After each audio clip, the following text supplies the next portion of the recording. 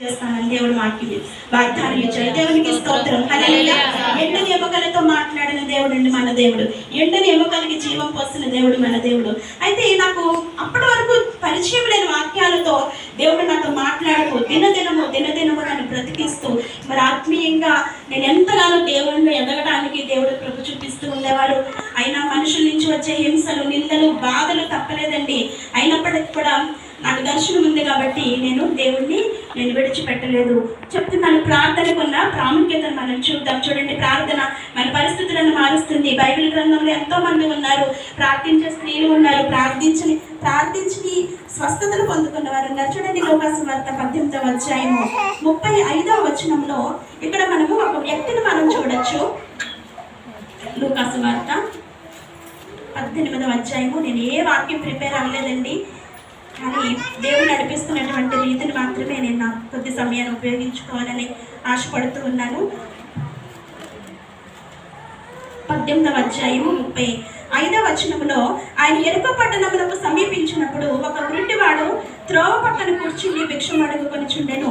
జన సమూహము దాటిపోవచ్చున్నట్లు వాడు చప్పుడు విని ఇది ఏమని అడగగా, వారు నజరేయుడైన యేసు ఈ మార్గమున వెళ్ళుచున్నాడని వానితో చెప్పిరి.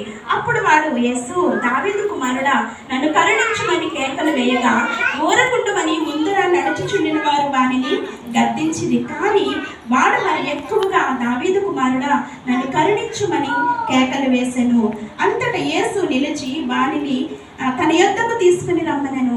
వాడు దగ్గరకు వచ్చినప్పుడు ఆయన, నేను నీకేమి చేయగోరుచున్నాను అని అడగగా, వాడు, ప్రభువా, చూపు పొందగోరుచున్నాను అనెను. యేసు, చూపు పొందుము, నీ విశ్వాసము నిన్ను స్వస్థపరిచినని వానితో చెప్పాను. దేవునికి స్తోత్రం. హల్లెలూయా.